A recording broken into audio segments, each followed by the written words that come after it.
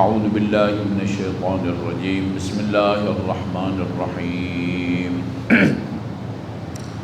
الحمد للہ الذی لا یبلغ مدحتہ القائلون ولا یحصی نعماءہ العادون الذی لا یدرکہ بعد الہمم ولا ینالہ غوث الفتن والصلاة والسلام على خير خلقه وأشرف بريته الذي سمي في السماء بأحمد وفي الأرضين بأبي القاسم محمد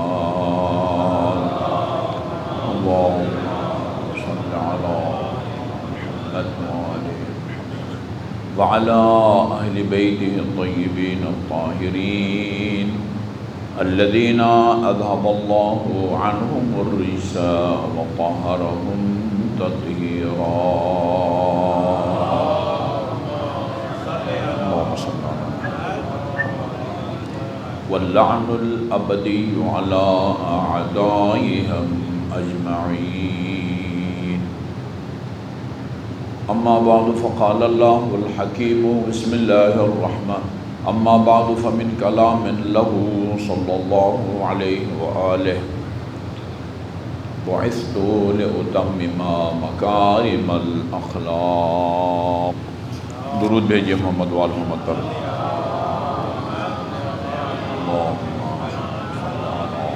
محمد وآل محمد.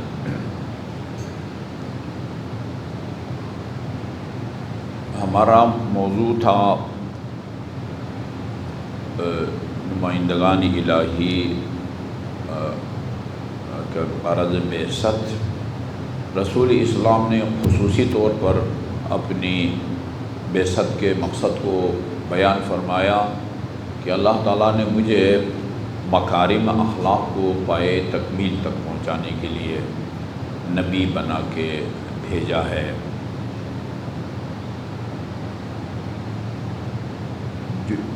جو عمل انسان انجام دیتا ہے اگر اس عمل کی راہ میں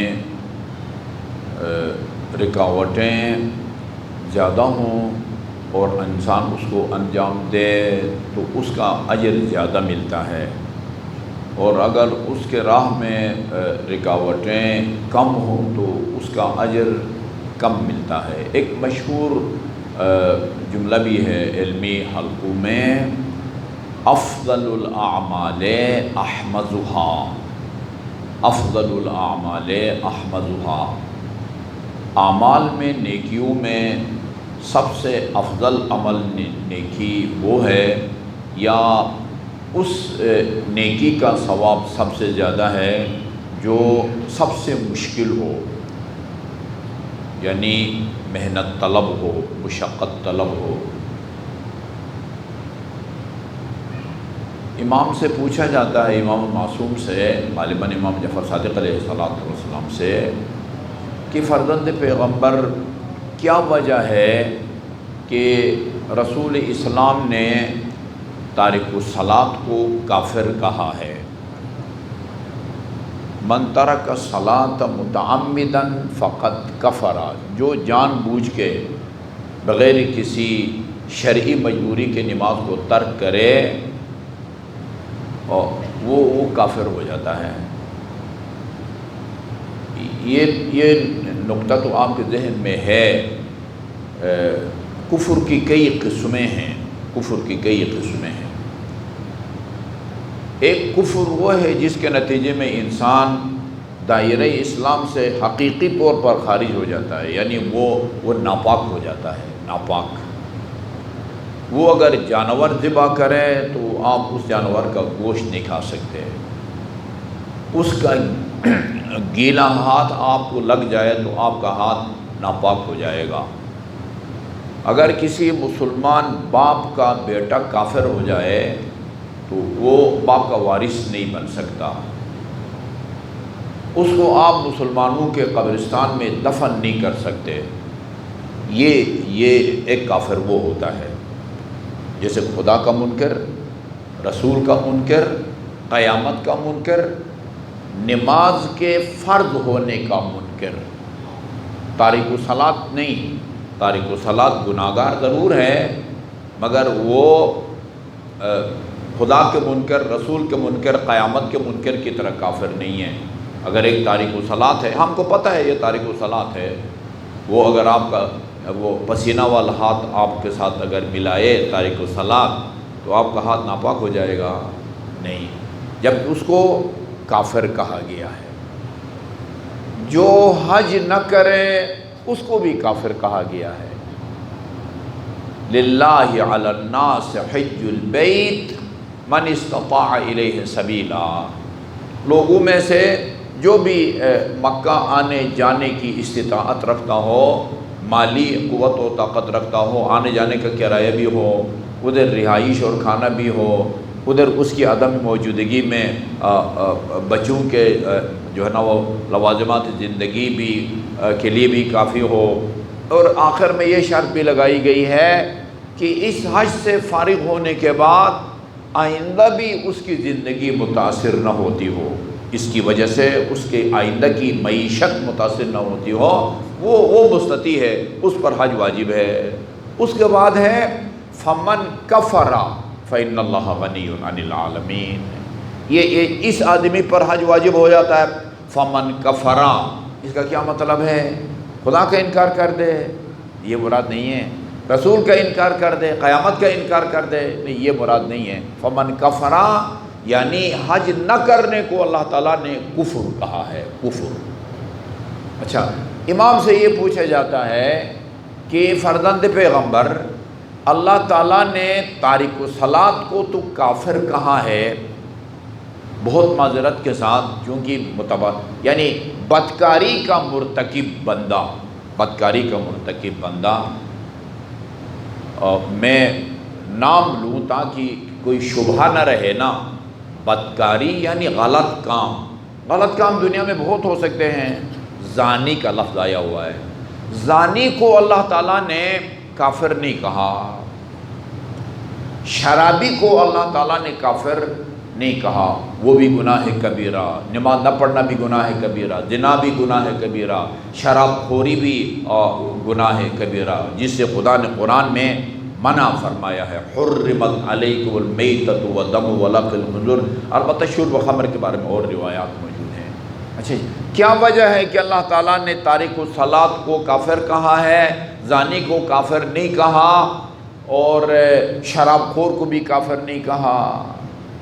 امام نے جواب میں فرمایا، دیکھو یہ جو زانی ہے نا، زانی، قدرت نے اس کی سرشت میں اور اس کی فطرت میں ایک خواہش رکھی ہے، ایک طلب رکھی ہے، وہ اس کا بعض اوقات جو ہے نا انسان کے اوپر دباؤ پڑتا ہے، اور اس دباؤ کی وجہ سے وہ اس گناہ کے اوپر آمادہ ہو جاتا ہے۔ ایک مرحلہ ایسا بھی آ جاتا ہے کہ انسان اصلاً اس کی عقل کام کرنا جو ہے نا وہ چھوڑ دیتی ہے۔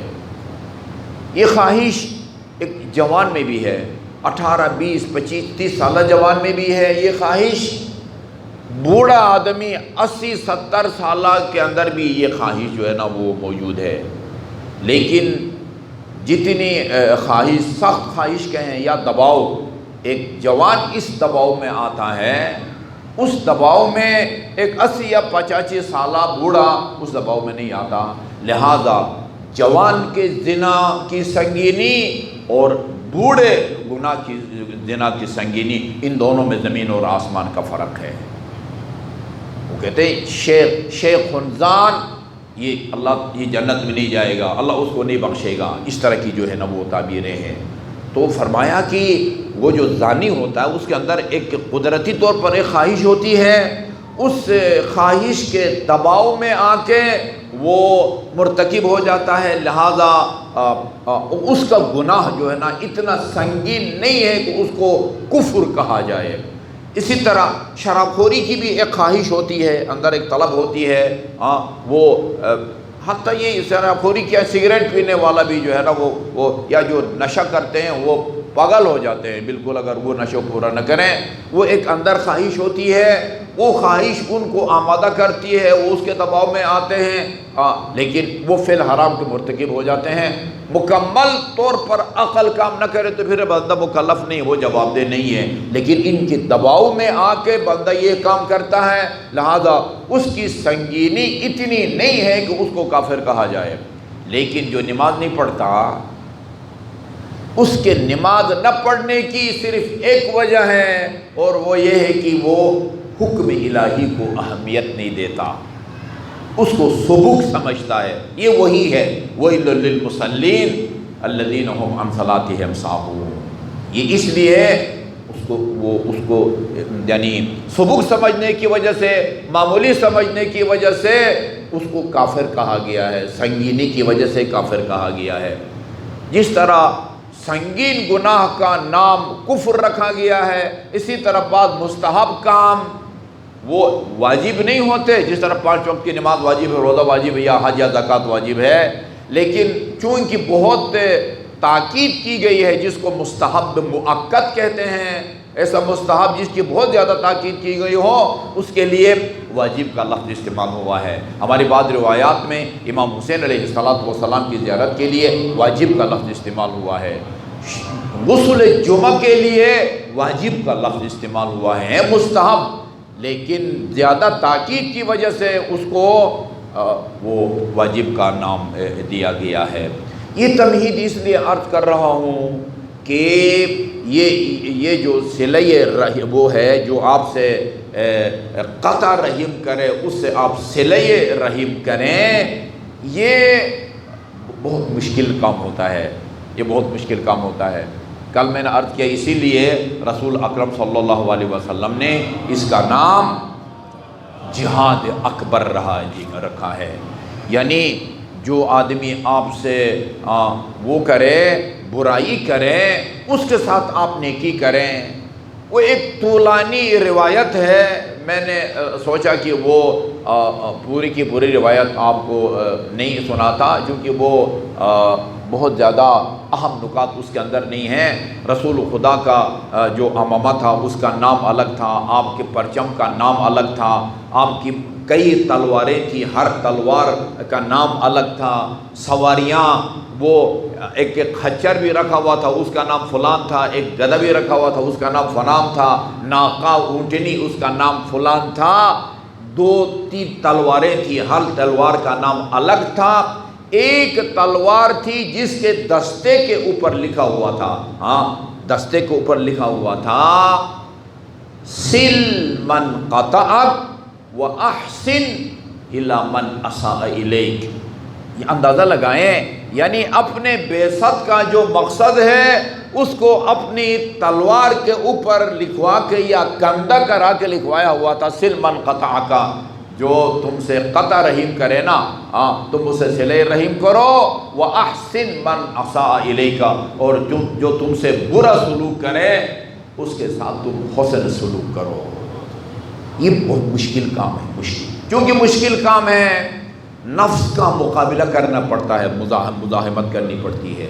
یہ جو امیر المومنین کے فرمان کی طرف کل میں نے جلدی سے اشارہ کیا تھا، جس میں آپ نے فرمایا ان اللہ خلق الملائکۃ ورکب فیہم العقل، اللہ تعالیٰ نے فرشتوں کو پیدا کیا اور ان کو عقل دی۔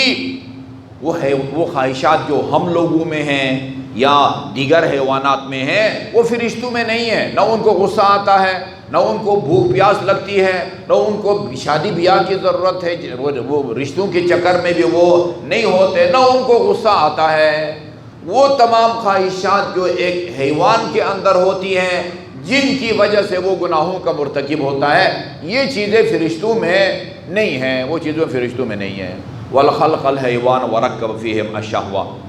اچھا، یہ بھی ایک غلط فہمی کا ازالہ کروں، یہ لفظ شہوت جب ہم سنتے ہیں یا پڑھتے ہیں نا، وہ جنسی شہوت کی طرف انسان کا ذہن جاتا ہے، جبکہ اس کا مطلب خواہش ہے، خواہشات نفسانی۔ امیر المومنین نے یہ لفظ استعمال کیا، وَخَلَقَ فِيهِمْ الشَّهْوَةَ، حیوانی خواہشات رکھ دی، بھوک رکھی، پیاس رکھی، یہ غصہ کا آنا، یہ باقی ساری چیزیں جو ہے نا اس کے اندر رکھ دی، ان میں عقل نہیں رکھی۔ حیوانات کو اللہ تعالیٰ نے عقل نہیں دی ہے، وَخَلَقَ الْإِنسَانَ وَرَكَّبَ فِيهِ الْعَقْلَ وَالشَّهْوَةَ، یہ بیچارہ انسان کو پیدا کر کے میں کہتا ہوں اس کو میدان جنگ بنا دیا ہے، انسان کو ایک میدان جنگ بنا دیا ہے۔ ایک طرف عقل کا لشکر ہے، فوج ہے، اور ایک طرف ہے وہ خواہشات کا لشکر اور فوج ہے۔ آیت اللہ آصفی ان کی ایک کتاب ہے الہوی عند اہل البیت، اردو میں ترجمہ ہو چکا تھا، یعنی کچھ عرصہ ملتی تھی کتاب، لیکن ابھی وہ نایاب ہے۔ ہماری مسجد کے سامنے جو محمد علی بک ایجنسی ہے، علمدار صاحب، میں نے ان سے پوچھا، اب ان کے پاس وہ ختم ہو گئی ہے۔ الہوی عند اہل البیت، خواہشات نفسانی اہل بیت کی نظر میں، وہاں لکھا ہے عقل کی لشکر کی قسمیں بیان کی ہے اور نفس کے لشکر کی قسمیں بیان کی ہیں۔ یہ بیچارہ انسان میدان جنگ بنا ہوا ہوتا ہے، دو فوجوں کی جھڑپ ہوتی ہے وقتاً فوقتاً، کبھی شدید جھڑپ ہوتی ہے، کبھی وہ پتہ نہیں ہلکی پھلکی جھڑپ ہوتی ہے، انسان میدان جنگ بنا ہوا ہوتا ہے۔ پھر فرمایا جس کی عقل اس کی خواہشات نفسانی کو شکست دیں وہ فرشتوں سے افضل ہو جاتا ہے۔ یہ صرف ایک نعرہ نہیں ہے، وہ فرشتوں سے افضل ہو جاتا ہے۔ اور جس کے خواہشات اس کے عقل کو شکست دیں وہ مال مویشی سے بھی بدتر ہو جاتا ہے۔ اور یہ قرآنی آیت کا گویا ترجمہ کیا ہے وہ امیر المومنین علیہ السلام نے۔ جو لوگ خواہشات نفسانی کی پیروی کر کے گناہ کے مرتکب ہوتے ہیں اولئک کالانعام، وہ مال مویشی کی طرح ہے جو سڑکوں پر چلتے ہیں اور یہ جو ہے نا وہ پھلوں کا چھلکا وغیرہ کھا رہے ہوتے ہیں، اس کی طرح ہے۔ بل ہم اضل، بلکہ مال مویشی سے بھی وہ زیادہ بدتر اور گمراہ ہیں، زیادہ گمراہ ہیں۔ مال مویشی سے زیادہ گمراہ اس لیے ہیں کہ اصل مال مویشی کے بارے میں نہ یہ کہنا بھی درست نہیں ہے کہ یہ فلان گائے بھینس یا یہ ہدایت یافتہ ہے اور یہ گمراہ ہے۔ اصلا وہ خدا کی بارگاہ میں مکلف نہیں ہے، وہ جواب دہ نہیں ہے، اس کو خدا نے عقل نہیں دی ہے تاکہ وہ یہ سمجھے کہ بھائی وہ کسی کی گاڑی کو مار کی شیشہ توڑنا یہ ایک ناپسندیدہ کام ہے۔ نہیں، بندے کو اللہ تعالیٰ نے عقل دی ہے، اس کی روشنی میں سمجھتا ہے کہ وہ عدل اور انصاف اچھی چیز ہے، ظلم اور بے انصافی یہ بری چیز ہے۔ ایک ہٹا کٹا جانور آپ کی خوبصورت باغیچے کے اندر آ جائے اور اس کو پامال کرے اور بڑے قیمتی گملوں کے اندر آپ نے پھول یا پودے لگائے ہوئے تھے، سب کو کھا کے چٹ کر کے چلا جائے، کوئی اس حیوان کی مذمت نہیں کرے گا۔ اگر کوئی کرے گا تو اس کے مالک کی مذمت کرے گا، دیکھو اس نے آزاد چھوڑ دیا ہے، لوگوں کے فصلوں کو اس نے نقصان پہنچایا ہے۔ اس کو ہم گمراہ نہیں کہہ سکتے کیونکہ وہ عقل نہیں ہے، جس کی وجہ سے انسان خدا کی بارگاہ میں جواب دہ ہوتا ہے۔ وہ عقل ہے۔ خدا کا وہ قائل ہو یا نہ ہو، رسول کا وہ قائل ہو یا نہ ہو، جی اس کے نزدیک غلط کام غلط ہے اور ناپسندیدہ ہے۔ اللہ تعالیٰ رحمت کرے، آیت اللہ آصف محسنی وہ سناتے تھے کہ افغانستان میں ایک ہندو تاجر کا بیٹا مسلمان ہو گیا۔ اس کو لوگوں نے کہا کہ تم نے توجہ نہیں دی اور تمہارا بیٹا مسلمان ہو گیا۔ بہت ہی سبق آموز بھی ہے، افسوسناک بھی ہے یہ واقعہ اور داستان۔ کہا میں ایک عرصے سے یہ خطرہ محسوس کر رہا تھا کہ میرا بیٹا بگڑ جائے گا، مسلمان ہو جائے گا۔ کہا وہ کیسے؟ کہا ہم وہ ہیں کاروباری لوگ ہیں، ہماری دکان ہے، دکان پر کبھی میں بیٹھتا ہوں کبھی میرا بیٹا بیٹھتا ہے۔ ایک دن ہم دونوں بیٹھے ہوئے تھے، میرا بیٹا تول کے دے رہا تھا، میں پاس بیٹھ کے سودا دے رہا تھا، بیچ رہا تھا، میں پاس بیٹھ کے دیکھ رہا تھا۔ میں نے دیکھا کہ میرا جو بیٹا ہے وہ گاہک سے پیسے پورے وصول کر رہا ہے مگر کم تول کے دے رہا ہے۔ مجھے یہ خطرہ محسوس ہوا تھا کہ یہ مسلمانوں والی حرکتیں جو ہے نا اس کے اندر آہستہ آہستہ سرایت کر رہی ہے اور ایک نہ ایک دن جو ہے نا یہ بگڑ جائے گا۔ اچھا، یہ خدا کو نہیں مانتا، نہ اس نے سورہ مطففین کو پڑھا ہے، ویل للمطففین، ان کم تولنے والوں کے لیے ویل اور بربادی ہے۔ بازار سے مال جب خریدتے ہیں تو پورا پورا وصول کرتے ہیں، اور جب گاہک کو دیتے ہیں تو اس کو کم تول کے دیتے ہیں۔ یہ آیے کریمہ کا ترجمہ یہ ہے۔ اس نے اس کو نہیں پڑھا، لیکن کیوں کم تول کے دینے کی مذمت کرتا ہے مسلمانوں کی اس حرکت کی؟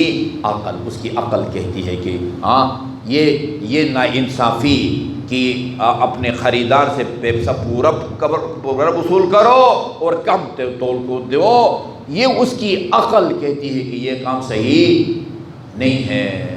عقل نہ ہو تو بندہ، وہ پنجابی میں ہے نا، عقل نہ ہوئے تو موجہ ہی موجہ ہے نا، موجہ ہی موجہ ہے۔ وہ کسی کا سر پھوڑے، شیشہ توڑے، فصلوں کو جو ہے نا وہ پامال کرے، وہ موجہ ہی موجہ ہے، وہ اللہ تعالیٰ کی بارگاہ میں وہ جواب دہ نہیں ہیں۔ یہ جو ہم اپنے ائمہ معصومین کو بہت کچھ سننا پڑ رہا ہے ہم کو اس وجہ سے نا، ہم اپنے ائمہ معصومین کو، علی اور اولاد علی کو جبرائیل سمیت تمام فرشتوں سے افضل سمجھتے ہیں۔ یہ ایک باب ہے بہار الانوار کی جلد نمبر 39 میں، اس کا باب یہ ہے فی حب الملائکۃ لہ وفخرہم بخدمتہ، یعنی اس باب میں یہ بیان کیا گیا ہے کہ اللہ کے فرشتے وہ علی سے محبت کرتے تھے اور علی کی خدمت کر کے فخر کرتے تھے۔ بدر کا میں نے اس دن آپ کو واقعہ کی طرف اشارہ کیا، 3 دفعہ، ایک دفعہ جب پانی لے کے آ رہے تھے بدر کے کنویں سے مشکیزہ بھر کے، ایک دفعہ جبرائیل، ایک دفعہ میکائیل اور ایک دفعہ اسرائیل، ہزار فرشتوں کے ساتھ آ کے علی علیہ السلام کو سلام کرتے ہیں۔ فی حب الملائکۃ لہ وفخرہم بخدمتہ، خدمت کر کے اس پر وہ فخر بھی کرتے ہیں۔ کیوں افضل سمجھتے ہیں؟ فرشتے بھی معصوم عن الخطا ہیں، ان سے نہ گناہ کبیرہ سرزد ہوتا ہے، نہ گناہ کبیرہ سرزد ہوتا ہے۔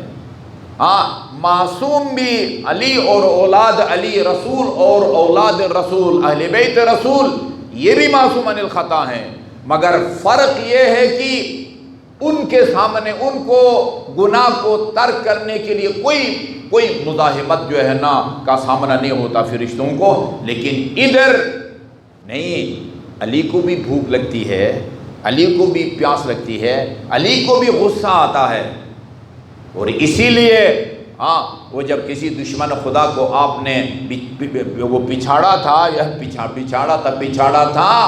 اس نے گستاخی کی تھی، لعاب دہن امیر المومنین کی چہرہ انور پر پھینکا تھا، غصہ آ گیا اور پیچھے ہٹ گئے۔ تھوڑی دیر وقفے کے بعد آگے بڑھ کے قربتاً اللہ اس کو سر کو تن سے جدا کیا۔ پوچھنے والے نے پوچھا کہ امیر المومنین، وہ جب گرایا تھا فوراً سر قلم کرتے، پیچھے کیوں ہٹے تھوڑی دیر کے لیے؟ کہا مجھے نا وہ ظاہر ہے اس نے مزاحمت کی تھی، جو مجھے غصہ آیا ہوا تھا، میں نے اس لیے اس کا سر نہیں کاٹا کہ کہیں اپنی ذات اس کے اندر ملوث نہ ہو۔ پیچھے ہٹا جب میرا غصہ ٹھنڈا ہو گیا یا تھم گیا، پھر میں نے قربتاً اللہ اس کا سر قلم کیا۔ غصہ آتا ہے ان کو، ٹھیک ہے جی، خواہشات نفسانی ہیں، مگر انہوں نے خواہشات نفسانی پر کنٹرول کیا ہوا ہے۔ فرشتوں کو کنٹرول نہیں کرنا پڑتا، لیکن ان کو اب خواہشات نفسانی پر کنٹرول کرنا پڑتا ہے۔ کنٹرول وہ نہج البلاغہ میں ہے، میں اگر چاہوں تو میں اپنے دسترخوان پر خالص شہد، ادھر تو نہیں ہے لیکن عام ہے، چھوٹی مکھی کا شہد، وہ کہتے ہیں زیادہ قیمتی وہ ہوتا ہے، خالص مغز گندم، ابریشم کی قیمت کا لباس، اپنے دسترخوان پر خالص مغز گندم۔ وہ 10ویں کی اسلامیات ہے، اس میں ایک چیپٹر ہے صحابیات۔ اس میں سب سے پہلے جناب ام ایمن کا ذکر ہے۔ لکھا ہے کہ جناب ام ایمن نے آٹا کو چھانا، اور چھان کے میں بار بار بھول جاتا ہوں وہ کیا کہتے ہیں، چھان کے جو چھلکا، چوکر الگ کر کے خالص آٹے کی روٹی پکا کے رسول خدا کی خدمت میں پیش کی اور کہا یہ ہمارے علاقے میں اس طرح کا رواج ہے۔ آگے انہوں نے لکھا ہے، اپنی طرف سے لکھا ہے، میں نے اپنے تحفظات میں ان کا اپنی طرف سے جو جملہ ہے اس پر اعتراض کر کے بھیج دیا ہے۔ لکھا ہے چونکہ رسول خدا سادگی پسند تھے اس لیے فرمایا کہ آئندہ چوکر سمیت آٹا گوندھ کے روٹی پکایا کرو۔ ادھر میں نے لکھا ہے کہ سادگی کی بات نہیں ہے، یہ لکھو اس کی افادیت کے پیش نظر فرمایا آئندہ جب آٹا گوندھو چوکر سمیت آٹا گوندھ کے روٹی پکایا کرو۔ ایک بار تو درود بھیجے محمد وآل محمد پر، اللہم صلی اللہ علیہ وسلم۔ خالص مغز گندم کی، یہ اب ریشم کے لباس کا جو ہے نا وہ اپنے لیے کپڑے یا سوٹ سلا سکتا ہوں، لیکن یہ اس دن ہوگا جب علی کی خواہشات علی پر غلبہ حاصل کریں۔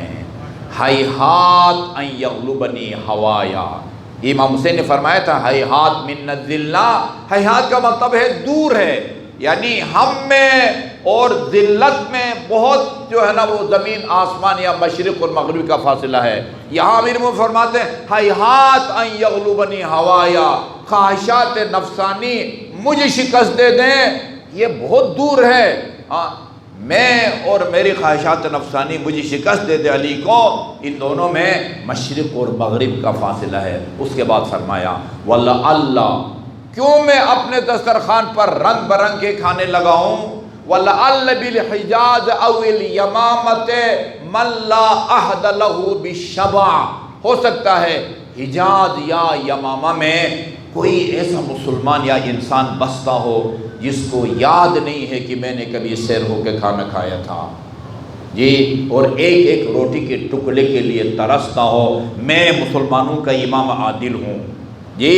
ان الفاظ کو ہمارے حکمرانوں کو اپنے ایوانوں میں لکھ کے لگا دینا چاہیے، شاید کسی کی ضمیر بیدار ہونا ان کو دیکھ کے۔ لعل بالحجازۃ او الیمامۃ، کہا میں مسلمانوں کا امام عادل ہوں، مسلمانوں کے امام عادل ہونے کی حیثیت سے میری ذمہ داری یہ بنتی ہے کہ میں اپنا جو طرز زندگی یا سطح زندگی ہے وہ معاشرے کے سب سے غریب آدمی کے برابر رکھوں۔ یہ امام عادل کی ذمہ داری ہوتی ہے۔ تھوڑا سا موازنہ کرے نا، میں نے ایک وزیر اعظم کے بارے میں سنا ہے، وہ دنیا میں نہیں رہا، پانی اس کا فرانس سے آتا تھا، فرانس سے جی۔ درود بھیجیے محمد وآل محمد پر، صلی اللہ علیہ محمد وآل محمد۔ مزاحمت کا سامنا کر کے جو عمل انجام دیا جاتا ہے اس کی قیمت زیادہ ہوتی ہے، لیکن اگر مزاحمت نہ ہو، وہ میں نے آپ کو 2-4 مثالیں دی، مزاحمت ہوتی ہے، ایک جوان سال پاک دامن ثابت ہو، مزاحمت ہوتی ہے، اس کی فضیلت ہے۔ ایک بوڑھا 80 سالہ جو ہے وہ پاک دامن ثابت ہو، اس کی اتنی فضیلت نہیں ہے، کیوں؟ جوان کو مزاحمت کا سامنا کرنا پڑتا ہے، بوڑھے کو مزاحمت کا سامنا نہیں کرنا پڑتا۔ اور ہم سب سمجھتے ہیں کہ جس آدمی نے ہم سے برائی کی ہے اس سے نیکی کرنا کتنا مشکل ہے، نفس کتنی مزاحمت کرتا ہے، اور اس کو شکست دے کے معصوم کے فرمان پر عمل کر کے برا سلوک کرنے والے کے ساتھ اچھا سلوک کرنا یہ کتنا مشکل کام ہے اور کتنا اہم کام ہے۔ اتنا اہم کام ہے کہ اس کو عام کرنے کے لیے اللہ تعالیٰ نے اپنے حبیب کو آخری نبی بنا کے بھیجا ہے۔ درود دیجیے محمد وآل محمد۔ میں بطور تبرک نہ وہ چند روایتیں بطور تبرک صلہ رحم کے بارے میں آپ کی خدمت میں پیش کرنا چاہوں گا۔ امام محمد باقر علیہ السلام فرماتے ہیں، اللہم صلی علی محمد وآل محمد، صلہ رحم خصوصاً اس آدمی کے ساتھ جو آپ کے ساتھ قطع رحم کرے، فرمایا امام جعفر صادق علیہ السلام فرماتے رسول خدا نے فرمایا. یہ جو آج کل ہم پر الزامات لگتے ہیں ان میں سے ایک یہ بھی ہے کہ یہ حدیث رسول کے منکر ہیں اور یہ اپنے اماموں کی باتیں کریں. یہ چینلوں پر جو بادشاہ بنے ہوئے ہیں وہ بھی یہی کہہ رہے ہیں کہ بھئی ان کے ہاں جو ہے مطالعے چونکہ ناقص ہے، ناقص مطالعے ہے. وہ شیخ صاحب فرماتے ہیں، شیخ محسن صاحب کہتے ہیں کہ میں نے بہت پڑھا ہے مودودی صاحب کی کتابوں کو، اس بیچارے کو تشیع کے بارے میں کچھ پتہ نہیں ہے کہ تشیع کیا ہے، کچھ پتہ نہیں ہے اس کے بارے میں. یہ احادیث کو نہیں مانتے. اس لیے جب یہ ہادی ٹی وی کے نیچے جو پٹی چلتی ہے نا، ادھر امام معصوم کا فرمان ہے، وہاں شیخ محسن صاحب کی سختی سے ہدایت ہے کہ جو روایت بھی پیش کرنا چاہو یہ لکھو حدیث بروایت امام جعفر صادق، حدیث بروایت امام موسیٰ کاظم، حدیث بروایت امیر المومنین. یہ احادیث ہیں جو اپنے جد امجد سے نقل کرتے ہیں. ان کی کوئی بات ان کی ذاتی خیالات کا نتیجہ نہیں ہوتی، یہ حدیث ہے. اس لیے یہ ابھی جو کتابیں چھپ رہی ہیں اسلامیات کی، ان میں پہلی میٹنگ میں نے ان کو یہ منوایا ہے کہ بھئی مختلف موضوعات پر حدیث نبوی دیتے ہیں آپ بخش کے اندر، اور یہ چند ایک احادیث کو دیکھ کے مجھے اندازہ ہوا یہ تمام احادیث تو ہماری کتب احادیث میں بھی ہے. میں نے ان سے یہ حمایت لے لی ہے کہ جو حدیث بھی آئے گی جہاں آپ کی بخاری کا حوالہ ہے، آپ کے مسلم کا حوالہ ہے یا فلان سنن کا حوالہ ہے، وہاں ہماری کتاب کا بھی حوالہ دیا جائے گا. بہار کا ہو، ملاحظ الفقی کا ہو، اصول کافی کا ہو. لہٰذا آپ دیکھیں گے پہلی سے لے کر 8ویں 9ویں تک 400 کے قریب احادیث ہیں کہ جن کا حوالہ اہل سنت کا بھی ان کتابوں میں آپ کو ملے گا اور ہماری شیعہ کتابوں میں بھی آپ کو ملے گا. حدیث جہاں ہم پر جو الزامات لگتے ہیں ان میں سے ایک الزام یہ ہے تو یہ حدیث کے منکر نہیں ہیں. امام ٹھیک ہے امام محمد باقر نے فرمایا، لیکن یہ ان کا ذاتی خیال نہیں ہے، نہ ان پر جبرائیل وحی لے کے آتا ہے، بلکہ امام محمد باقر اپنے معصوم آباء و اجداد کے ذریعے رسول خدا سے اس فرمان کو نقل کرتے ہیں. فرمایا اوسی شاہد من امتی والغائب منہم، میری امت کے جو افراد حاضر ہیں گلشن آباد کی امام بارگاہ کے اندر، والغائب، اور جو حاضر نہیں ہے میرے مجمع میں، مثلا مسجد النبی میں اگر یہ وصیت فرماتے ہیں، فرمایا جو مسجد النبی میں حاضر ہیں ان کے لیے بھی میری وصیت ہے، والغائب، اور جو مسجد النبی میں نہیں ہے اس کی چار دیواری سے باہر ہے، حدود 4 سے باہر ہے، ان کے لیے بھی وصیت ہے. اور اسی طرح ومن فی اصلاب الرجال وارحام النساء الی یوم القیامہ، اور قیامت تک وہ مردوں کی پشتوں میں اور خواتین کے رحم میں جو آنے والے ہیں ان سب کے لیے میں رسول کی وہ وصیت ہے ان یصل الرحم، کہ وہ صلہ رحم کرے، اپنے قریبی رشتہ داروں سے حسن سلوک رکھے. وَإِن كَانَتْ مِنْهُ عَلَى مَسِيرَةِ سَنَةٍ، اگرچہ صلہ رحم کے لیے 1 سال کی مسافت طے کر کے آپ کو جانا پڑے. ولی صاحب ایسے شہر ہے، مثال ہے آج کل تو شاید پرانے زمانے میں ایسا ہو، آج کل اگر کہیں جانا ہے تو ہوائی جہاز کے ذریعے جاتے ہیں، ٹرین کے جاتے ہیں، سال جو ہے وہ پیدل کہیں بھی آپ جانا چاہیں. آج کے زمانے میں وسائل اور مترقی زمانے میں سال نہیں لگتا، پرانے زمانے میں ہے. ادھر آپ کے والد صاحب رہتے ہیں، بھائی رہتے ہیں، بہن رہتے ہیں، پھوپھی رہتی ہے، خالہ رہتی ہے، ان سے صلہ رحم کے لیے کچھ نہیں 1 جوڑا کپڑے ان کو دینے کے لیے 1 سال کی مسافت طے کر کے جانا پڑے. جاؤ اور صلہ رحم کرو. وَإِن كَانَتْ عَلَى مَسِيرَةِ سَنَةٍ فَإِنَّ ذَلِكَ مِنَ الدِّينِ، صلہ رحم دین کا حصہ ہے، دین کا حصہ ہے. دوسری روایت صلۃ الرحم تحون الحساب یوم الحساب، صلہ رحم روز قیامت جو ہے نا خدا کی بارگاہ میں جب ہمارا حساب کتاب ہوگا نا اس کو آسان بنا دیتا ہے، صلہ رحم آسان بنا دیتا ہے۔ ابو بصیر زندگی کے آخری ایام میں نابینا ہو گئے تھے۔ امام جعفر صادق کے بڑے مخلص وہ صحابی تھے۔ اس نے عرض کیا ایک دن فرزند پیغمبر میرا ایمان اور عقیدہ ہے، آپ اگر صرف اپنا ہاتھ میری آنکھوں پہ پھیریں گے نا خدا مجھے بینائی عطا فرمائے گا، صرف ہاتھ پھیریں گے۔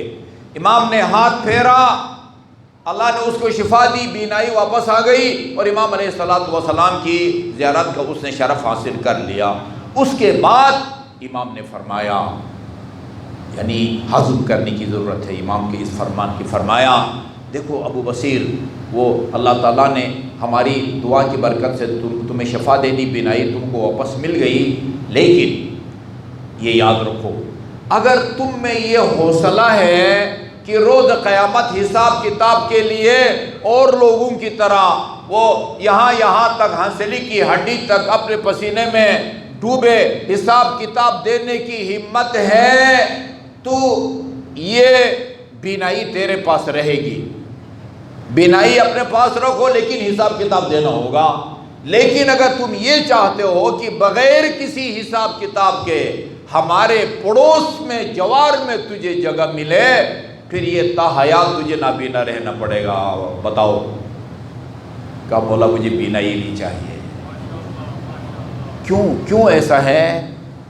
یہ طویل جسمانی بیماریوں کے نتیجے میں انسان کے گناہوں کو اللہ تعالیٰ بخشتا ہے، صلہ رحم کے نتیجے میں اللہ تعالیٰ گناہوں کو بخشتا ہے، صلہ رحم کے نتیجے میں عمر بڑھتی ہے جس طرح قطع رحم کے نتیجے میں عمر کم ہو جاتی ہے۔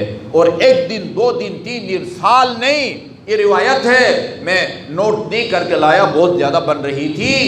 ایک آدمی کی اگر 3 دن زندگی کے رہ گئے ہیں صلہ رحم کے نتیجے میں 30 سال عمر اس کی میں تبدیل ہو جاتی ہے، اور اگر 30 سال اس کی زندگی کے باقی رہ گئے ہیں قطع رحم کے نتیجے میں سب ختم کر کے 3 دن اس کے زندگی کے باقی رہ جاتے ہیں۔ یہ آیت اللہ دستغیب نے گناہ کبیرہ کے اندر اس مضمون کی روایت کو لکھا ہے۔ روایت تو بہت سارے ہیں۔ امام جعفر صادق سے فرماتے ہیں میسر یا میسر، ان کا ایک صحابی تھا، اس سے کہا قد حضر اجلک، یہ بھی امام کی عظمت کی طرف بھی اشارہ ہوتا ہے، ان کی ولایت اور ان کے اختیارات کی طرف اس میں آپ کو اشارہ ملتا ہے۔ فرماتے ہیں قد حضر اجلک غیر مرہ، ایک سے زیادہ مرتبہ موت بالکل تیرے قریب آئی، ایک سے زیادہ مرتبہ موت بالکل تیرے قریب آئی۔ کل ذالک یؤخر اللہ بصلتک لرحمک، ہر دفعہ اللہ تعالیٰ نے تمہارے صلہ رحم کی وجہ سے تیری موت کو ٹالا ہے۔ وہ برک، جی ہاں، قرابتک، اور اپنے قریبی رشتہ داروں سے حسن سلوک اور ان کے نیکی کی وجہ سے۔ امام فرماتے ہیں بھائی میرے علم میں ہے کہ ایک دفعہ نہیں کئی دفعہ تیری موت قریب آئی صلہ رحم نے اور رشتہ داروں کے ساتھ نیکی کے نتیجے میں ان 2 اعمال نے تجھے موت کے منہ سے نکال کے تجھے تیری زندگی کو بچایا ہے، یہ اس کے آثار میں سے ہے۔ اور ایک چیز ہمیں امام معصومین کی زندگی سے جو ملتی ہے، امیر المومنین کا فرمان بھی ہے، عدل الہی کے بارے میں گفتگو کرنا یہ بہت آسان ہے، بہت آسان ہے۔ عدل الہی کے بارے میں، انصاف کے بارے میں کئی لیکچر آپ دے ڈالیں گے اگر آپ کوئی خطیب ہیں، لیکن اپنی عملی زندگی میں عدل کا مظاہرہ کرنا یہ بہت مشکل کام ہے۔ یہ بہت آسان ہے کہ بھائی جو آپ سے برائی کرے اس کے ساتھ آپ حسن سلوک کریں، جو آپ سے تعلقات کو توڑے آپ پہل کریں، تعلقات کو بحال کریں۔ لیکن ائمہ معصومین نے سب سے پہلے رسول اکرم نے عملی طور پر اس مشکل کام کو کر کے دکھایا، علی نے کر کے دکھایا، حسن اور حسین نے کر کے دکھایا۔ کل ایک نمونہ آپ کے سامنے میں نے پیش کیا تھا، اپنے بھائی کے قاتل کو اس کے ساتھ صرف مہمان نہیں رکھا، سواری بھی دی، راستے کے لیے کھانا بھی دیا، مشکیزے میں پانی بھی بھر کے دیا، کہا کہ مجھ جانتا ہوں کہ تو میرے ہم شکل پیغمبر آئی کے قاتل ہے، لیکن یہ ہماری جد کی تعلیمات ہیں کہ جو تم سے برا سلوک کرے اسے تم اچھا سلوک کرو۔ یہ واقعہ امام حسین کے بارے میں بھی ملتا ہے، امام حسن کے بارے میں ملتا ہے۔ مرحوم شیخ عباس قمی نے منتہی الاعمال کے اندر امام حسین کے بارے میں یہ لکھا ہوا ہے کہ آپ مدینے میں ایک سواری پہ سوار ہو کے جا رہے تھے، ایک شامی کی نظر پڑی، وہ آپ کے حسن جمال سے متاثر ہوا، حسن جمال سے۔ وہ ایک بندے نے کہا تھا امام حسین نے سے مانگنے آیا، آپ سے کچھ مانگنے آیا، سوال کرنے آیا، اور آ کے کہا میں نے آپ کے جد سے سنا ہے اگر تمہیں مانگنا پڑے نا، کسی کے آگے دست سوال دراز کرنا پڑے تو کسی خوبصورت آدمی سے سوال کرو، بدصورت آدمی کے آگے دست سوال دراز مت کرو۔ نمبر 2، حامل قرآن۔ حامل قرآن کا مطلب یہ نہیں ہے کہ اس نے ایک پاکٹ سائز کا قرآن ہمیشہ اپنے جیب میں رکھا ہو، اس سے مانگو، نہیں، جو قرآنی تعلیمات پر عمل کرتا ہو اس کو حامل قرآن کہتے ہیں۔ دوسرا، شریف عرب، شریف عرب، اور کہا یہ تینوں باتیں آپ کے اندر موجود ہیں۔ آپ کے جد کا فرمان ہے جو میری زیارت کرنا چاہتا ہے وہ میرے نواسہ حسن اور حسین کے چہرے کو دیکھے، اس کو میری زیارت ہو جائے گی۔ حسن جمال، یہ حامل قرآن، قرآن آپ کے گھر نازل ہوا ہے۔ شریف عرب، عرب کو اگر کوئی فخر ہے تو آپ کی وجہ سے ان کو اب فخر ہے، لہذا میرے جو نظری انتخاب ہے نا وہ یہاں آ کے رکی ہے کہ میں اپنی ضرورت کو آپ کے سامنے پیش کروں۔ امام نے بڑا پیارا جواب دیا، کہا اگر میرے جد نے تمہیں کسی سے مانگنے کا طریقہ بتایا ہے نا، پھر ہمیں دینے کا بھی طریقہ بتایا ہے۔ تمہیں اگر یہ بتایا ہے کہ کس سے مانگا جائے، ہمارے جد نے ہمیں یہ بھی سکھایا ہے کہ اگر نوازنا چاہو تو کس کو نوازو۔ آپ فرمایا ہے المعونہ بقدر المعرفہ، اگر کسی کی تم مدد کرنا چاہتے ہو نا، یہ دیکھو کہ اس کی معرفت کا پیمانہ کتنا ہے، اس کے مطابق۔ میں کہا تم سے 3 سوال کروں گا، یہ میرے پاس جو ہے نا وہ ایک اشرفی کی تھیلی آئی ہوئی ہے، اگر تم نے میرے 3 سوالات کا جواب دیا یہ پوری تھیلی تیرے حوالے کروں گا۔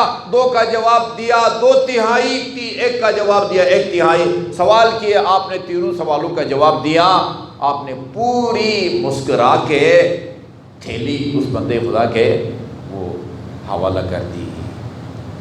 حسن جمال سے متاثر ہو کے پوچھا کہ یہ سواری پر سوار جو جوان جا رہا یہ کون ہے؟ کہا یہ حسین ابن علی ہے۔ اچھا، یہ اپنے خیال میں ابو تراب کو کوئی وہ قابل مذمت یا کوئی ایسی بری صفت سمجھتا ہے تو ابو تراب کے بیٹے ہو؟ کہاں میں ابو تراب کا بیٹا ہوں۔ جو اس کی زبان پر وہ آئی گستاخی کی باتیں، امیر المومنین کی شان میں بھی گستاخی کی، خود امام حسین کی شان میں بھی گستاخی کی۔ آپ نے اس سے پوچھا تیرا کس شہر سے تعلق ہے؟ کہا شام سے۔ ادھر ایک جملہ کہاوت استعمال کی، کہتے ہیں شنشنتن اعرفها من اخزمی، مطلب یہ ہے کہ یہ کوئی بعید نہیں ہے کہ شامی ہماری تعریف کریں تو پھر تعجب ہونا چاہیے۔ شامی اگر میرے بابا کے خلاف بولتے ہیں، گستاخی کرتے ہیں یا ہماری شان میں گستاخی کرتے ہیں، یہ کوئی وہ تعجب کی بات نہیں ہے۔ ان کی تربیت ہی اسی بنیاد پر ہوئی ہے، بغض علی کی بنیاد پر 60 سال تک منبر رسول سے امیر المومنین کی شان میں گستاخی ہوتی رہی۔ جناب ام سلمہ چیخ کے کہتی تھی بند کرو اپنے ممبروں سے یہ امیر المومنین کے خلاف سب و شتم۔ میں نے اپنے ان دونوں قانون سے حضرت کو فرماتے ہوئے سنا ہے، من سب علی فقط سب بنی، جس نے علی کو سب کیا اس نے مجھے سب کیا ہے۔ یہ اپنے بابا اور اپنی شان میں گستاخی سننے کے بعد اس کو کہتے ہیں جو تم سے تمہارے اوپر ظلم کرے، تم سے برائی کرے، تم اس کے ساتھ اچھا سلوک کرو۔ کہا اس کا رد عمل دیکھیے، امام کا رد عمل، تو اگر شام کا ہے اس کا مطلب یہ ہے کہ تو مدینے میں مسافر ہے، تجھے رہائش کے لیے جگہ چاہیے، تجھے کھانا پینا چاہیے، تمہیں کسی مسافر خانے میں، کاروان سرا میں یا آج کے زمانے میں ہوٹل میں کمرہ لینے کی ضرورت نہیں ہے۔ الحمدللہ ہمارا گھر کشادہ ہے، تم جتنے دن مدینے میں رہنا چاہتے ہو میرے گھر رہو۔ تمہارے ذمہ اگر قرض ہے، وہ عقدہ کہتے ہیں نا بھئی، کیا تمہارے اندر ایک وہ پھنسا ہوا ہے، ایک پتہ نہیں کوئی پیچیدگی ہے، اس کو دور کرو۔ تم اگر مقروض ہے، میں تیرا قرض ادا کروں گا، اپنے پاس مہمان بھی ٹھہراؤں گا، واپسی کے لیے تمہیں سواری بھی دوں گا، کرایہ بھی دوں گا۔ مگر جو ہے نا وہ اپنے دل دماغ کو عقدہ کہتے ہیں فارسی میں نا، عقدہ، ایک کہ پتہ نہیں گرہ ایک گرہ بندہ ہوا ہوتا ہے، اس کا کھولو۔ وہ بندہ خدا کہتا ہے کہ یہ میری گستاخیوں اور جو ہے نا وہ جسارتوں کے رد عمل کے طور پر آپ کی پیشکش سن کے کہ بھئی تم ہمارے گھر ٹھہرو، ہم تمہارے قرض اتاریں گے، تمہارے واپسی کے کرایہ دیں گے یا سواری تمہیں دیں گے، میرا جی چاہتا تھا کہ زمین پھٹ جائے اور اس کے اندر جا کے میں ہلاک ہو جاؤں۔ امام نے میرے چہرے پر شرمندگی کے آثار کو محسوس کیا اور محسوس کر کے قرآن کی اس آیت کی تلاوت کی جو حضرت یوسف نے اپنے بھائیوں کے بارے میں کہی تھی، لا تثریب علیکم اليوم، تمہیں شرمندہ ہونے کی ضرورت نہیں ہے، خدا تمہارے گناہوں کو بخشنے والا ہے۔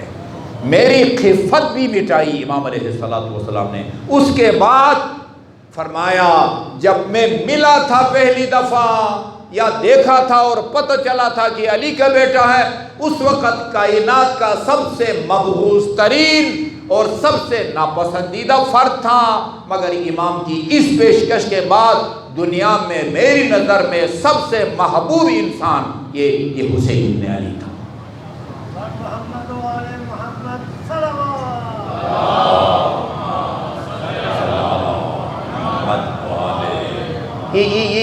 یہ آپ کو نمونے اسی گھرانے میں ملیں گے۔ بہت مشکل ہے کہ کسی اور جگہ نا یہ وہ تو معجزہ سے کم نہیں ہوتا نا، یہ اس کو اپنے خواہشات نفسانی کو دبانا اگر اتنا آسان ہوتا تو رسول خدا کبھی بھی اس کو جہاد اکبر کا نام نہ دیتے۔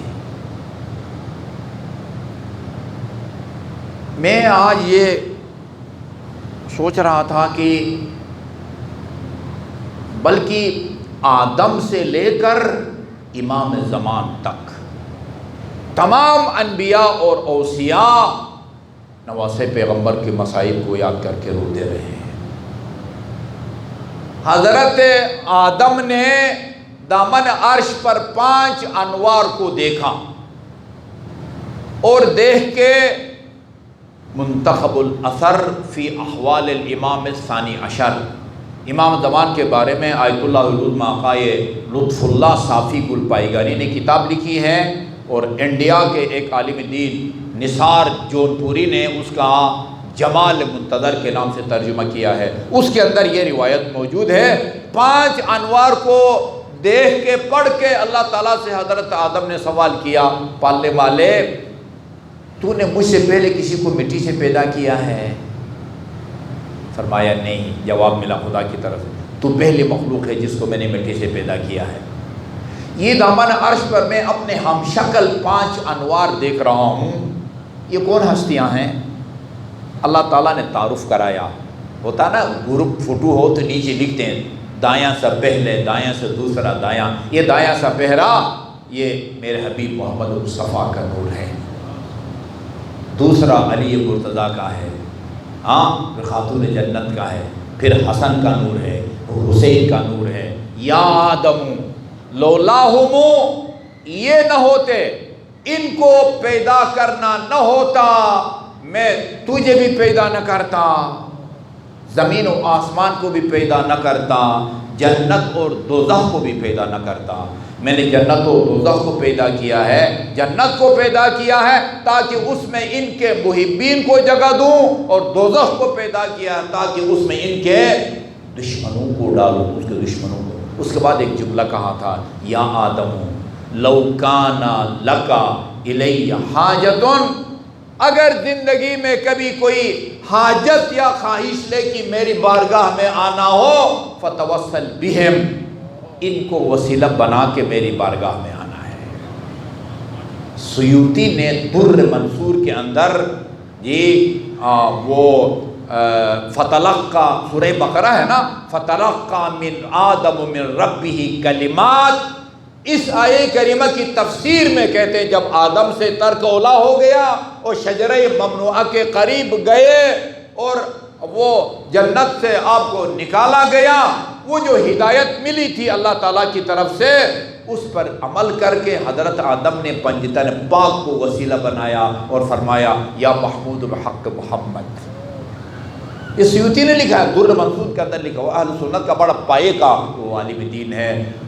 وَيَا أَعْلَى بِحَقِّ عَلِي وَيَا فَاطِرَ السَّمَاوَاتِ وَالْأَرْضِ بِحَقِّ فاطمہ وَيَا مُحْسِنُ بِحَقِّ الحسن وَيَا قدیم الإحسان بِحَقِّ الحسین۔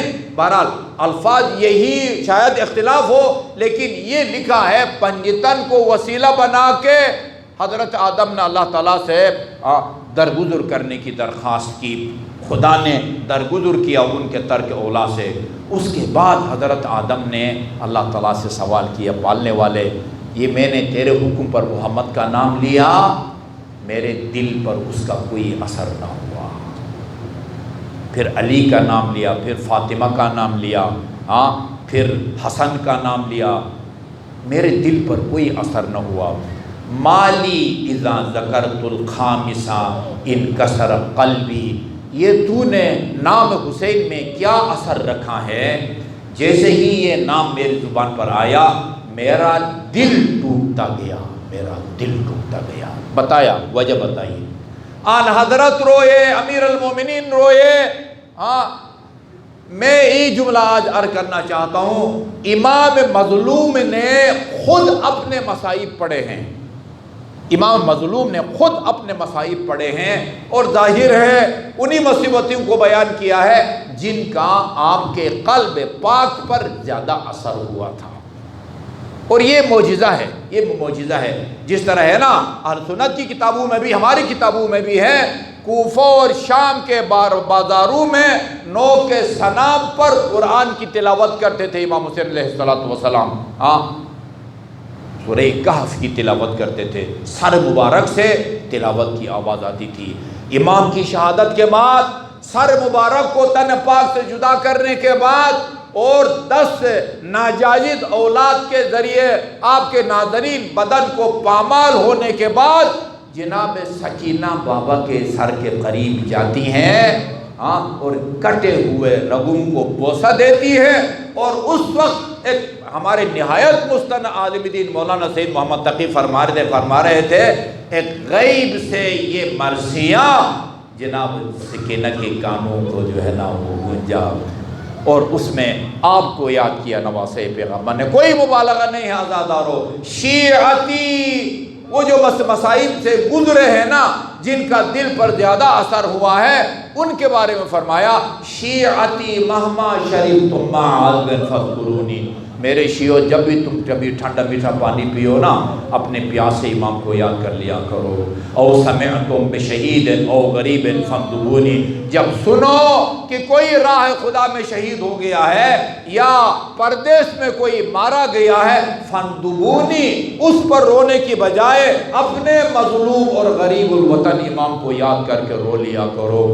پھر فرمایا، انا الصبت الذی بغیر جرم قتلونی، میں وہ نواسۂ رسول ہوں جس کو بغیر کسی جرم و خطا کے اور ظلم و ستم سے مارا گیا ہے۔ وَبِجُرْدِ الْخَيْلِ بَعْدَ الْقَتْلِ عَمْدًا سَحَقُونِی، یہ پامالی کے بعد کا جملہ ہے۔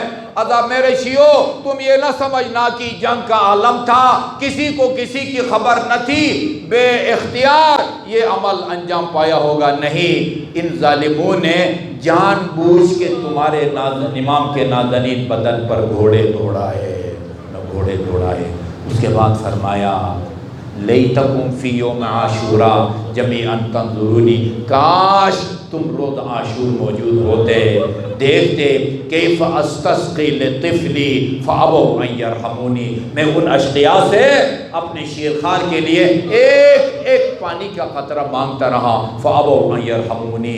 اس کے بعد فرماتے ہیں بجائے اس کے کہ وہ خوشگوار پانی کے چند قطرے اس کے حلق میں گراتے، تیر سشوبہ سے اس بچے کو ذبح کیا، فَذَبَحَهُ مِنَ الْأُذْنِ إِلَى الْأُذْنِ۔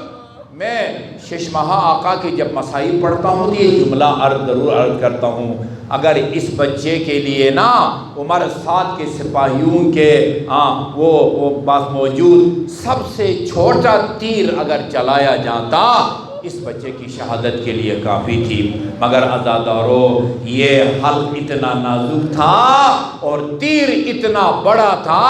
الفاظ یہ ہیں فَذَبَحَهُ مِنَ الْأُذُنِ إِلَى الْأُذُنِ، ایک کان سے دوسرے کان تک ذبح کر ڈالا۔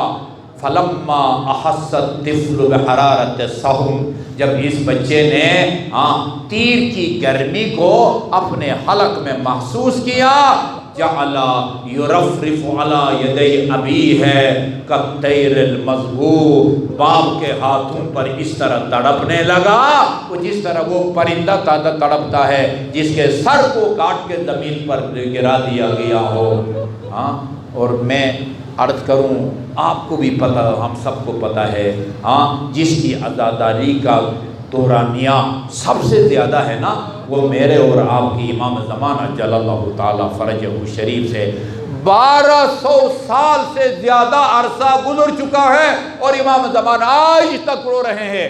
زیارت ناہیہ کے اندر فرمایا میرے مظلوم جد امجد، یہ زمانہ میرے اور آپ کے درمیان میں حائل ہو گیا، آپ پکارتے رہے حل من ناصر ینصرنا، حل من ذاب یذوب حرم رسول اللہ، مگر میں آپ کی بھی مدد نہ کر سکا، مگر میں صبح بھی روتا ہوں شام کو بھی روتا ہوں۔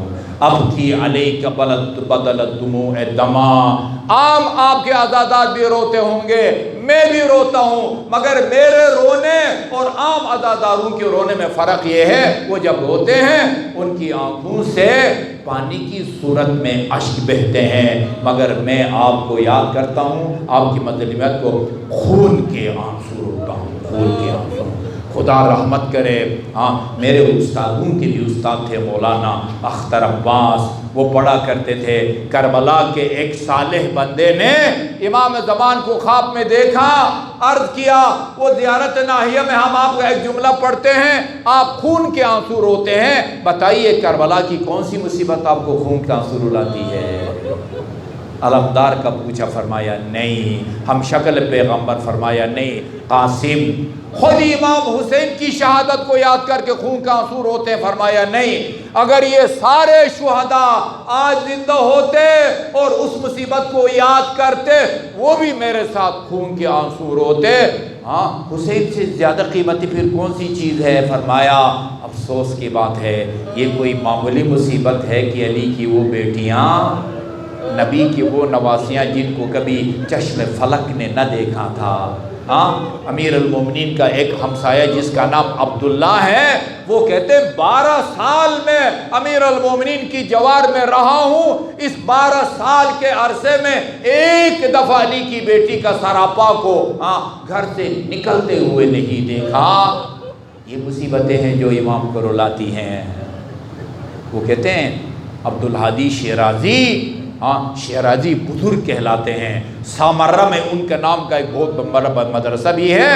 ان کی موجودگی میں ایک خطیب پڑھ رہے تھے، ابن زیاد کے دربار میں علی کی بیٹی کے داخلہ کا ذکر کیا، اتنا کہا دخلت زینب بنت علی علی ابن زیاد، علی کی بیٹی ابن زیاد کے دربار میں داخل ہوئی۔ اس بزرگوار نے عمامہ اتار کے پھینکا اور کہا کہ اپنے مصائب کو روک لے، مجھے پہلے اس مصیبت کے جملے کا حق ادا کرنے دے، پھر باقی مصائب پڑھنا۔ دخلت زینب بنت علی علی ابن زیاد، کس حالت میں داخل ہوئی؟ کل کی کوفہ کی شہزادی وہی فی ارذل ثیابہا، علی کی بیٹی پر پرانا سا لباس تھا، تکتم وجہہا بکمہا، علی کی بیٹی نے اپنے آستین سے چہرے کو چھپایا ہوا تھا، اس لیے کہ لأن خمارہا قد سلب، چادریں تو کربلا میں اشقیاء نے چھین لی تھی۔ لا اضحک اللہ سن الدہر ان ضحکت وآل احمد المظلومون قد قہروا ولا حول ولا قوة الا باللہ العلی العظیم۔